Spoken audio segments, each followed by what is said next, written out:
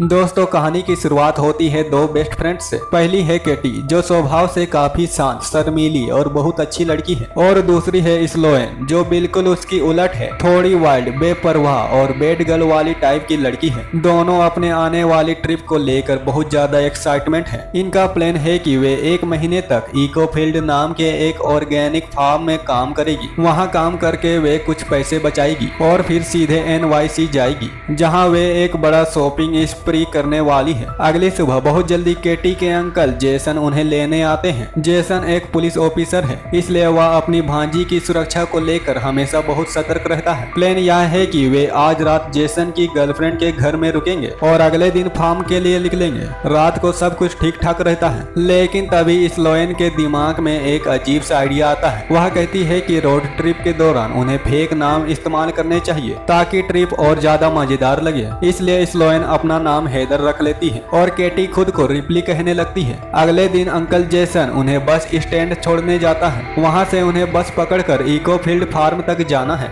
लेकिन एक जिम्मेदार पुलिस ऑफिसर होने के नाते जेसन अपनी भांजी के लिए एक खास सुरक्षा नियम बनाता है। नियम यह है कि केटी हर दिन उसे एक चेक इन मैसेज भेजेगी और उस मैसेज के आखिरी में एक कोड वर्ड होगा। यह कोड वर्ड अल्फाबेट के हिसाब से बदलेगा। जैसे आज का अक्षर है ए, इसलिए आज का कोड वर्ड है एप्पल। अगर मैसेज के अंत में वही सही शब्द होगा तो जेसन समझ जाएगा कि सब कुछ ठीक है। जेसन के जाने के बाद बस आने में लगभग 1 घंटा बाकी होता है। समय बिताने के लिए दोनों पास के एक कैफे में जाने का फैसला करती है, लेकिन जैसे ही वे कैफे में प्रवेश करती है, वहां बैठे 2 लोकल लड़के उन्हें नोटिस कर लेते हैं। थोड़ी देर बाद वे सब एक ही टेबल पर बैठकर बातें करने लगते हैं। यहाँ लड़कियां बिना हिचकिचाए अपने फेक नाम इस्तेमाल करती है। लड़के बताते हैं कि वे दोनों भाई हैं, जेड और लूकस। बातचीत के दौरान वे बताते हैं कि उनका रास्ता उसी दिशा में है जहां इकोफील्ड फार्म पड़ता है, इसलिए वे लड़कियों को लिफ्ट देने का ऑफर करते हैं। केटी को यह आइडिया बिल्कुल सुरक्षित नहीं लगता। वह मना करना चाहती है, लेकिन स्लोएन बार बार इशारा करती है कि इससे उनका बस का किराया बच जाएगा।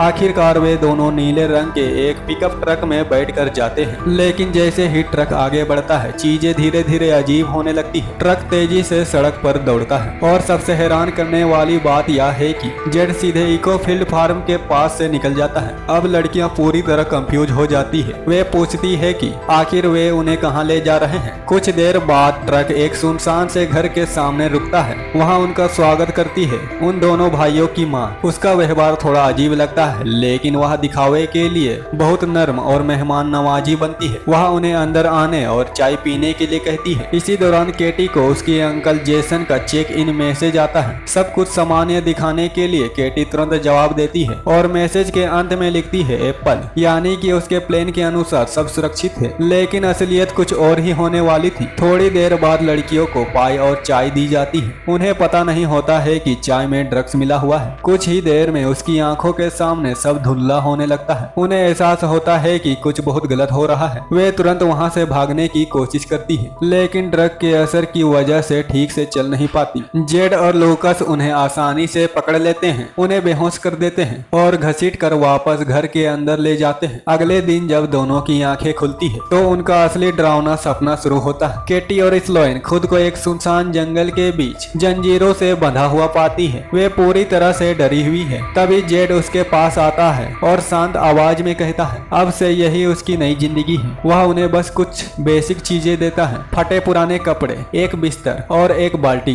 कुछ देर बाद वहाँ इस पूरी गैंग का असली बॉस आ जाता है, जिसका नाम बोसिन होता है। वह तुरंत केटी का फोन छीन लेता है और चेक करने लगता है कि कहीं किसी को उसकी लोकेशन के बारे में पता तो नहीं। फोन देखने के बाद उसे पता चलता है कि लड़कियों ने फेक नाम इस्तेमाल किए थे और तभी उसकी नजर उस अजीब से शब्द पर जाती है, एप्पल। उसे शक हो जाता है। काफी खतरनाक पूछताछ के बाद केटी को सच्चाई बतानी पड़ती है कि एप्पल दरअसल उसके पुलिस अंकल के लिए एक सेफ वर्ड है। कुछ देर बाद उन्हें एक अस्थायी नहाने की जगह पर ले जाया जाता है, लेकिन तभी एक और चौंकाने वाला मोड़ आता है। वहाँ अचानक टाउन का शेरिफ बंदूक लेकर पहुँचता है। पहले तो लगता है कि शायद वह उन्हें बचाने आया है, लेकिन सच्चाई इससे भी ज्यादा डरावनी होती है। यह शेरिफ खुद ही गंदा और भ्रष्ट इंसान होता है। वह इस पूरी ह्यूमन ट्रैफिक गैंग को रोकने की बजाय उनसे मिला हुआ है। इतना ही नहीं, वह लड़कियों के साथ बेहद घिनौना व्यवहार करता है और अपनी गंदी हरकतों से बाज नहीं आता। अपना घटिया काम करने के बाद वह वहाँ से संतुष्ट होकर कर निकल जाता है। अब केटी पूरी तरह टूट चुकी होती है, लेकिन स्लोएन अपने डर को दबाकर उसे संभालती है और हिम्मत देती है, क्योंकि अब उन्हें समझ आ चुका है कि अगर उन्हें यहाँ से जिंदा निकलना है तो उन्हें खुद ही कुछ करना होगा। अब दूसरी तरफ शहर में अंकल जेसन को अचानक दिल में अजीब सी बेचैनी महसूस होती है। अभी अभी केटी का चेक इन मैसेज आया है, लेकिन उसमें एक बड़ी गलती है। आज के लिए जो सेफ्टी वर्ड एप्पल होना चाहिए था, उसकी जगह कल वाला शब्द इस्तेमाल किया गया है। एक अनुभवी पुलिस ऑफिसर होने के नाते जेसन तुरंत समझ जाता है कि कुछ बहुत गलत हो चुका है। उधर जंगल में जेड और लूकस एक नए ग्राहक का स्वागत करते हैं। यह आदमी काफी गंदा और डरावना दिखता है, इसलिए हम उसे स्क्रफी गाय कह सकते हैं। जैसे ही वह आता है, उसकी नजर सीधे स्लोएन पर टिक जाती है। वह बिना समय गवाए उसे खींचकर एक ट्रेलर के अंदर ले जाता है। यह साफ दिख रहा है कि वह बेहद खतरनाक और घिनौना इंसान है। इसी बीच अंकल जेसन आखिरकार इकोफील्ड फार्म पर फोन करता है, लेकिन वहां से जो जवाब मिलता है वह उसके होश उड़ा देता है। उसे बताया जाता है कि लड़कियां तो कल फार्म पहुंची ही नहीं है। अब जेसन को पूरी तरह यकीन हो जाता है कि उसकी भांजी खतरे में है। वह एक सेकंड भी बर्बाद नहीं करता और तुरंत उन्हें ढूंढने के लिए निकल पड़ता है, लेकिन जंगल में हालात और भी ज्यादा डरावने होने वाले हैं। कुछ देर बाद वहां एक और ग्राहक आता है और यह आदमी बाकी सबसे ज्यादा खतरनाक है। यहाँ तक कि जेड और लूकस भी उससे डरते हैं। वे अपना चेहरा ढक लेते हैं और उसकी तरफ देखने से भी मना कर देते हैं। वह आदमी एक डरावना पिग मास्क पहने हुए होता है। वह फिर से स्लोएन को अपने साथ ले जाता है। कुछ समय बाद जब वह पिग मास्क वाला आदमी चला जाता है तो स्लोएन पूरी तरह टूट चुकी होती है। वह लड़खड़ाते हुए केटी की बाहों में गिर जाती है। हमें ठीक से पता नहीं चला कि उसके साथ क्या हुआ, लेकिन यह साफ है कि वह पहले से कहीं ज्यादा टूटी और डरी हुई लग रही है। इधर अंकल जेसन सीधे पुलिस स्टेशन पहुंचता है। वह वहां के शेरिफ का सामना करता है और यही कहानी में एक बड़ा ट्विस्ट सामने आता है। असल में जेसन सिर्फ एक पुलिस ऑफिसर नहीं है, बल्कि वह एक FBI एजेंट है। वह सीधे सीधे शेरिफ को बताता है कि उसकी भांजी का अपहरण हुआ है, लेकिन यहाँ जेसन एक बहुत बड़ी गलती कर देता है। वह शेरिफ को बता देता है कि उसे शक क्यों हुआ, पुराना सेफ्टी वर्ड। अब आगे क्या होगा यह समझना मुश्किल नहीं है। जैसे ही जेसन वहाँ से जाता है, वह भ्रष्ट शेरिफ तुरंत जंगल में मौजूद किडनैपर्स को खबर दे देता है। वह उन्हें बताता है कि लड़कियों का अंकल FBI एजेंट है और लड़कियों ने कोड वर्ड से उन्हें धोखा दिया था।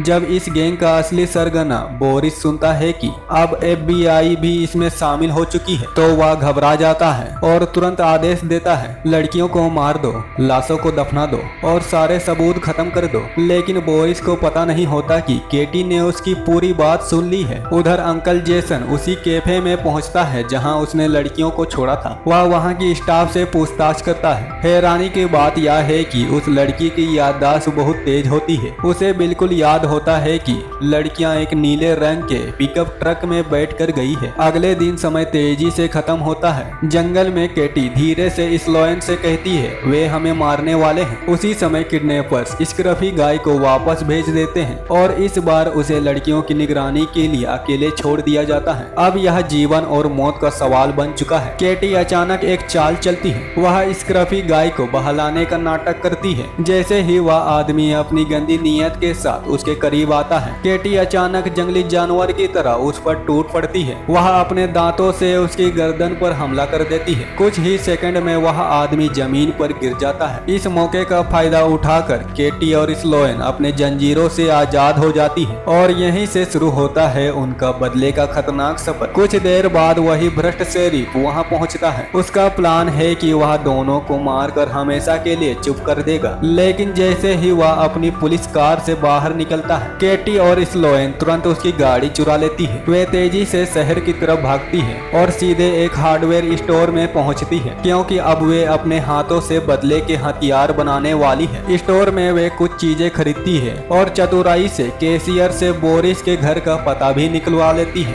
इधर अंकल जेसन अभी भी सुराग ढूंढ रहा है। वह एक इंश्योरेंस एजेंसी में जाकर उस नीले ट्रक के मालिक का पता लगाने की कोशिश करता है, लेकिन दूसरी तरफ बोरिस के घर पर एक और बड़ा खेल शुरू हो चुका है। जैसे ही बोरिस घर पहुंचता है, उसे पता नहीं होता कि घर घर के अंदर 2 लड़कियां उसका इंतजार कर रही है। अब वे पहले वाली डरी हुई लड़कियां नहीं है, वे अब बदले की आग में जलती हुई 2 खतरनाक योद्धा बन चुकी है। जैसे ही बोरिस अंदर आता है, केटी और स्लोएन उस पर हमला कर देती है। वे उस पर खास तरह की टेनिस बॉल्स फेंकती है, लेकिन ये साधारण गेंद नहीं होती, उसके अंदर लंबी लंबी कीलें भरी होती है। कुछ ही सेकंड में बोरिस पूरी तरह घायल हो जाता है, जैसे किसी ने उसे चलता फिरता पिनकुसर बना दिया हो। अब खेल पूरी तरह पलट चुका है। जो बोरिस कभी घमंड से भरा रहता था, वही अब अपनी जान की भीख मांग रहा है। वह कहता है कि अगर वे उसे छोड़ दे तो वह उन्हें सारा पैसा दे देगा। उसी समय अंकल जेसन भी उस घर के बाहर पहुंच जाता है, लेकिन अंदर अभी पूछताछ जारी है। लड़कियां बोरिस से पूछती है आखिरकार वह पिग मार्क्स वाला आदमी कौन है, लेकिन बोरिस कुछ भी बताने से इनकार कर देता है। इसलिए इस बार केटी और स्लोएन बिल्कुल भी रहम नहीं दिखाती। वे अपने हाथ से बनाए हुए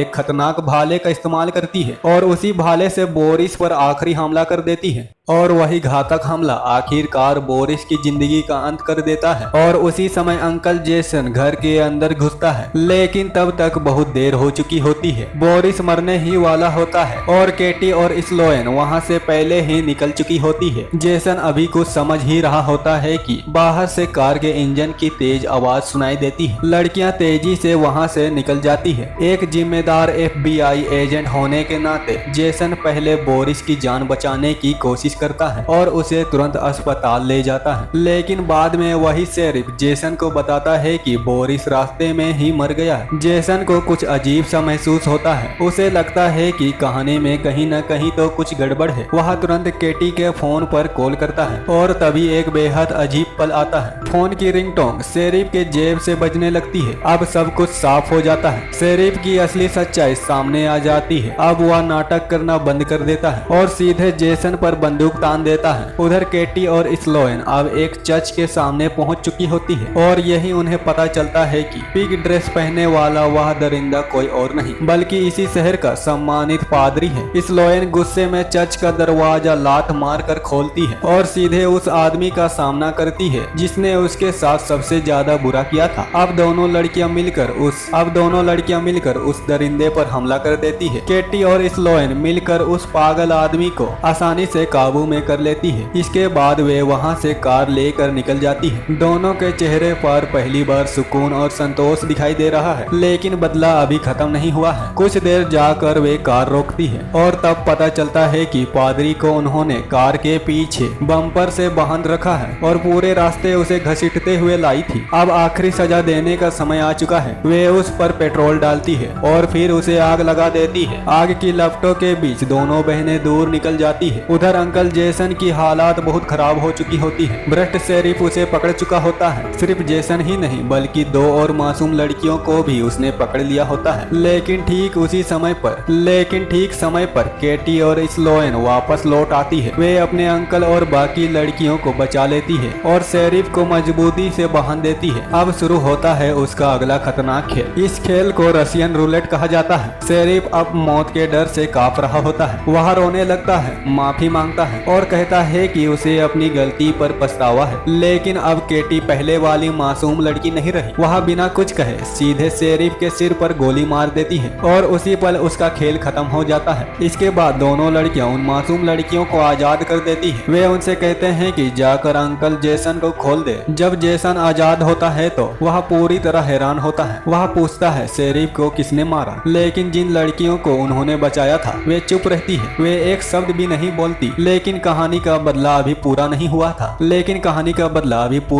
है। अब अगला टारगेट है जेड और लूकस का घर। जब वे वहां पहुंचते हैं तो उसकी खतरनाक माँ अभी भी जिंदा होती है। इस बार लड़कियां उसे वही दवा पिलाती है जिससे उसने उन्हें बेहोश किया था। कुछ ही देर में वह बूढ़ी औरत बेहोश हो जाती है। वे उसे घसीटकर बेसमेंट में ले जाती है। वहाँ उसका बेटा जेड पहले से बंधा हुआ होता है। अब उसके सामने ही लड़कियां बेसबॉल बैट उठाती है और कुछ ही सेकंड में जेड का सिर तोड़ देती है। यह देख देखकर उसकी माँ पूरी तरह टूट जाती है। इस बार लड़कियां एक और खतरनाक खेल खेलती है। वे लूकस को खोल देती है और उसके हाथ में बैट पकड़ा देती है। फिर उसे मजबूर करती है कि वह अपनी माँ को मार दे, लेकिन लूकस चाहे जितना बुरा इंसान हो, वह अपनी माँ को मारने की हिम्मत नहीं कर पाता। जैसे ही वह झिझकता है, लड़कियां उसे गोली मार देती है। उसके बाद वे सीन को इस तरह सेट करती है कि लगे जैसे लूकस ने अपराध बोध में खुद ही सबको मार दिया है, यानी उसका मास्टर प्लान यही था, सारे आरोपों का इल्जाम लूकस पर डाल देना। अपने दोनों बेटों की मौत देखकर वह बूढ़ी औरत पूरी तरह टूट जाती है। वह अपनी जान बचाने के लिए पैसे देने की कोशिश करती है, लेकिन अब पैसे की कोई कीमत नहीं बची। शांत चेहरे के साथ केटी एक लोन मावर लेती है और कुछ ही पलों में उस खतरनाक परिवार की कहानी हमेशा के लिए खत्म कर जाती है। आखिरी सीन में अंकल जेसन केटी के घर पहुंचते हैं। इतनी सारी हिंसा और खून खराबी के बाद भी दोनों लड़कियां ऐसे व्यवहार करती है जैसे कुछ हुआ ही नहीं। वे हंसते हुए एयरपोर्ट पहुंचती है और आखिरकार वे अपने उस फ्लाइट में बैठ जाती है जो उन्हें ले जाने वाली है NYC, जहां उसका इंतजार कर रही है उसकी पागलपन भरी छुट्टियां और नई जिंदगी।